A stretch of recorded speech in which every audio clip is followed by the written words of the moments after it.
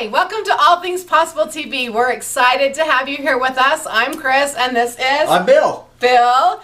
We are excited to have our episode this week. The title of our episode is 3 Ways to Ignite Intimacy. As in, set it on fire, ignite. Woohoo! With gasoline. Yes. And we are going to teach you the 3 ways that instantly you can change your relationship. You can deepen your level of intimacy and really create the relationship that you want. Now, and we're not just talking about the physical intimacy, which, hey, sex, I vote. I'm in. Okay? It goes beyond that. It goes beyond just physical intimacy. It goes into genuine authenticity and having a deep and meaningful relationship. So, very simple. Obviously, there's a lot more than what we're going to cover today, but just 3 things to add in. When that starts working, come back and we'll talk to you about some more. Yeah, the three biggest areas and the ways that you can immediately change this. And one of the things that we talked about even on the promo for this is that deeper intimacy does not mean more sex. It doesn't guarantee you're going to have more sex. But what I can tell you or guarantee for you is the more intimacy you have in your relationship, the more sex you will have too. So there's a thing that goes hand in hand with this whole situation, with having a very deep, intimate relationship to where you feel safe, you feel heard, you feel validated, and you also have that connection. So we want to jump in and give you those details. So, Kris, will you share with us the first tip, the first step? Not until I remind you that if you haven't joined our community, you need to go to allthingspossible.biz and join our community so that you can get firsthand this information, the videos that we put out, free stuff, the content. We have tons of stuff out there. I think this video is 140. So yeah, there's lots and lots of stuff that you can access through this community, and we would love to have you be part of our community. So join allthingspossible.biz and be with Kris and Bill Barney as part of our community. Can you tell me about step number 1 now? Okay, so step number 1. Or the first way.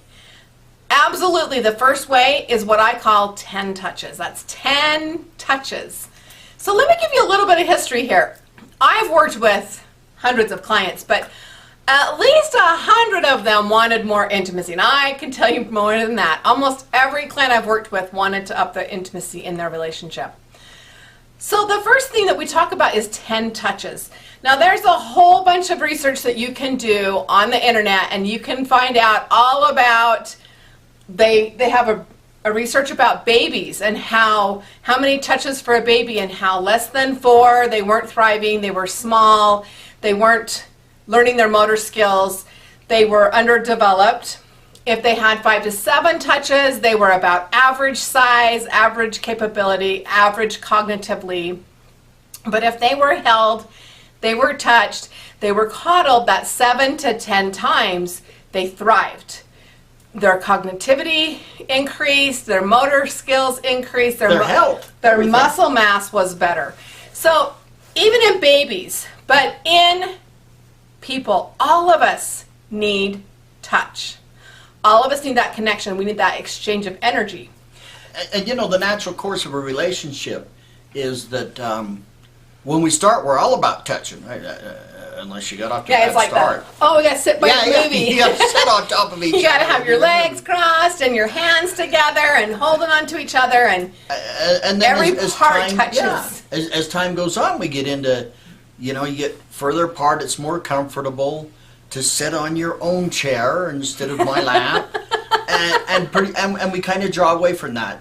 And obviously, the relationship isn't gonna stay to where you're all over each other all the time, but it tends to go into a point where it's almost like a business partnership, and that's not good for a marriage. Well, and not necessarily just the business type. When you are consciously trying to get 10 touches in, and I say this is not like I hug him and we both get to say that's 1. No, I'm trying to get 10, he's trying to get 10. That's that you initiate, yes. So you initiate the 10 touches. And this is about connection. It can be sitting close. It can be touching legs, touching arms. It can be a foot massage. If she leans into me and I do this, we each get 1. Yeah, we both get 1. But it's that hug and a kiss goodbye. It's that hug and a kiss back when you're together again. It's holding hands and walking to the car or walking down the street. It's walking up behind them and rubbing their shoulders, or just rubbing and going, how was your day? And just putting your hand on them, getting that touch in. And I've had some clients that are just like, oh, I'm going to be like 1, 2, 3, 4, 5. Go ahead, cheat the system. You're only cheating yourself. Yeah. And you know what? This step here, if you have teenagers, my goodness, use this. They tend to withdraw, at least the teenagers that I've been around will tend to withdraw from parents because they think they're dumb. And if you could just, they get in their old world. They don't want to talk to mom and dad. But just tell you how you doing. Just keep that touches in there. Just kind of lean into them a little bit or whatever. Every one of my boys, not so much my daughter, but my boys, they will do anything for a back rub, back scratch. They love that I have nails, but that touch, and they will stand there. I could get any conversation going. I could ask them any questions. It's a great time to create some of those things that you're doing consistently, and it's a benefit both ways. It's an exchange of energy, and especially if you've got a teenager that's struggling or down or too quiet, if you have higher energy, it's a good exchange. It's going to raise their energy. And that's really going to be powerful for them. Yeah. So not only in a marriage relationship or a couple is there intimacy, but there's a deeper connection with family, children, and the more that you can do to strengthen those relationships, the better your relationship is. So the first one is 10 touches. It's all about touch. All right. Can I do the number 2? You can do number 2. Okay, the second way is, and this is a real trap we fall into, is always edify your person, your partner, your spouse, whatever that is for you. Edify them. Build them up. So many times we tear down and tear down and tear down, and it gets to be kind of a fun little hobby, out with the friend groups or at work or whatever. It's like, oh, my person did this, my spouse did this, my whatever, and it's kind of fun to see who can top each other with their terrible stories. Don't participate in that. You are really hurting yourself. There is a time when we're going to talk about that in our third way, to bring up things that need to be addressed, but don't criticize them to anybody else, and don't criticize them to the face. You edify and build that person up. Treat them the way you want them to be, and they will become that as you treat them like that. Gratitude. Be thankful to them. Acknowledge it verbally. There's many ways to do that if you go into the love languages, and if you don't know what we're talking about, you should research the love language. Yeah, just put love language, and you'll find out that there's different love languages. We feel love in different ways. Find out what they are, because what you think they are is probably wrong. If you like to be told that you're awesome, your spouse probably doesn't. And when you say it to them, they'll go, oh, thank you, but it doesn't mean a lot to them. They may like if you go and spend 5 minutes doing something for them, buy them a gift or whatever. Anyway, this isn't about the love language, but make sure you express gratitude and acknowledgement in their language, not yours, because you're communicating to them. Well, you need to remember to have fun. Have humor. We have people that follow us on Facebook because we banter back and forth over silly things. We just have fun. We'll be in 2 separate rooms on Facebook, bantering back and forth, teasing each other. So it's good to tease. It's not good for criticism. Absolutely. And it's not good to constantly be giving them such a bad time and embarrassing them that they don't want to go anywhere with you. They don't want people to be around when you're belittling them. Okay. And so if you have been in a relationship for more than a week, that's like 7 days, your other person has probably done something to irritate you. I'm just saying. Maybe, perhaps. 33 years later, I think it took longer than 7 days. I have managed to irritate her. Yes. It has happened. I, on the other hand, have also irritated him. I can't remember. That's because you're older than me. And our natural. Hey! Only a few years, though, so that's not meant mad. Yeah, it's like less than a decade. Anyway, back to where you were going. I was going to talk about the mirror concept. And it's our natural instinct to, hey, somebody's out of line. We need to tell them what they're doing wrong so they can get it together. Well, there's a little philosophy, a little unknown truth, or maybe small. A lot of people don't know it, don't realize it. When someone does something that irritates you, they're holding up a mirror to your face. And that's hard to swallow at times. The person who's always late, the person who talks too much, whatever it is, if it really bugs you and irritates you, I got something in my eye, a little sweat there.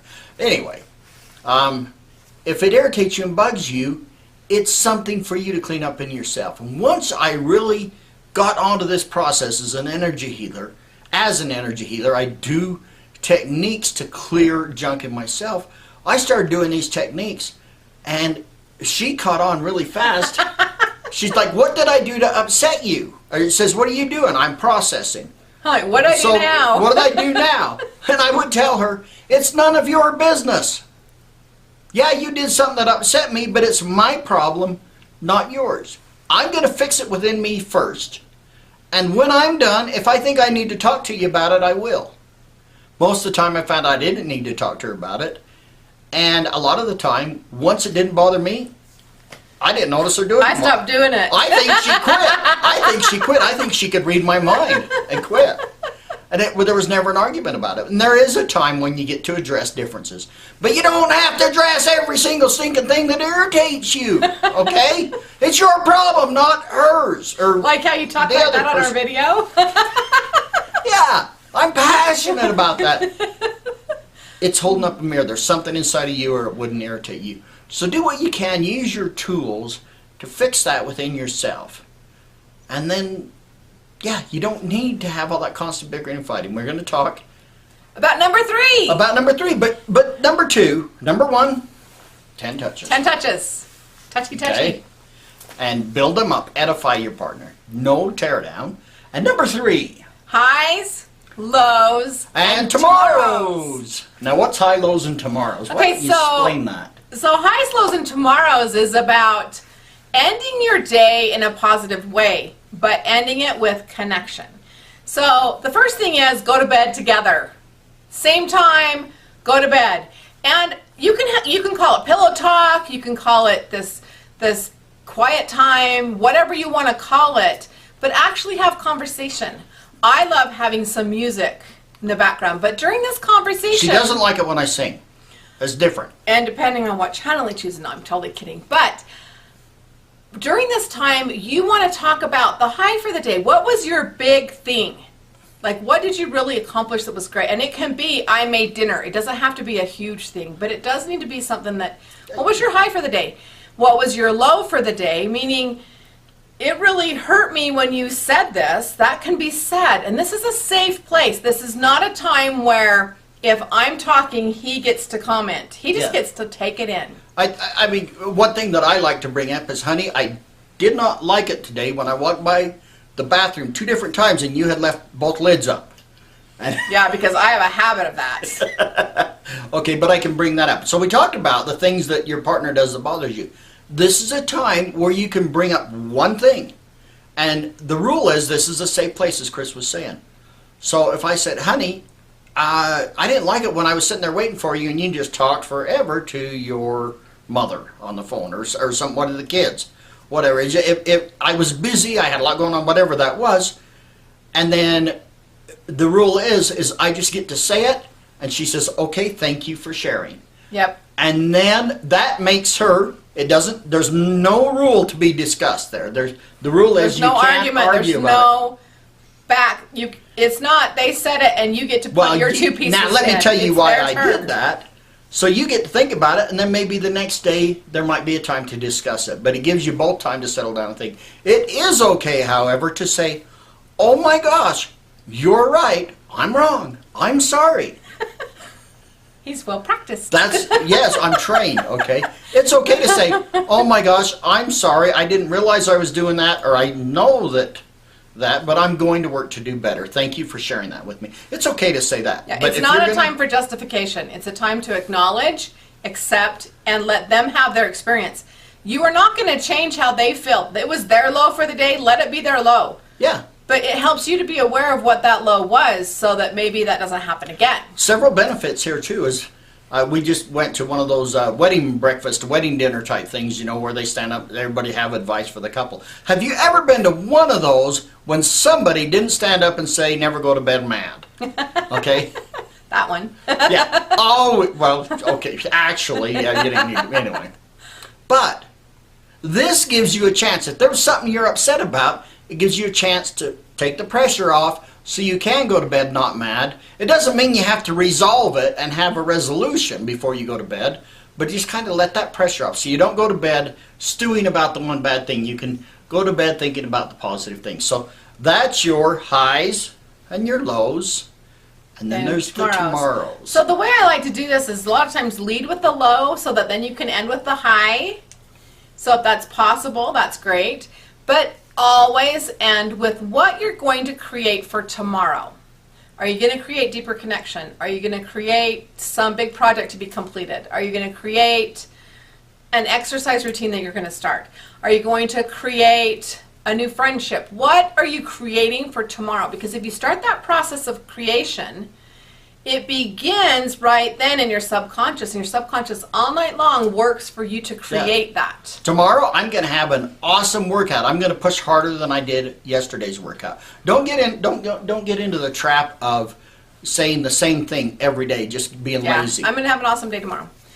But it doesn't have to be a brand new thing every single day.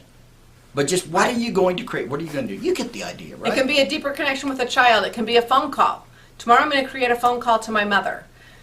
Whatever you're going to create. I haven't talked to my mom for a few days, and it's time to check in with her and see how her garden is doing or whatever. She needs help or just something that you set an intention to do. Right, so what this creates as you're having this discussion is it creates one-on-one time, a safe place. It creates validation for your feelings and how things went. It also creates more time for touch. And what I can tell you is when you're consistently going to bed at the same time, you're consistently having the touch, this will automatically go there. It's automatically because you're drawn to each other. You have your emotions, you have your feelings, you have all of these things for a reason. The chemistry is built there. You were attracted to each other before. That attraction can stay. And when you're starting to have the touch, you're naturally drawn to want more touch. So as you increase your touch, you're drawn to want each other, to desire more touch, more intimacy, and the connection factor. But the emotional intimacy is the key. That's what makes the happiness. And as you said, as you're more emotionally intimate, guaranteed the physical will follow.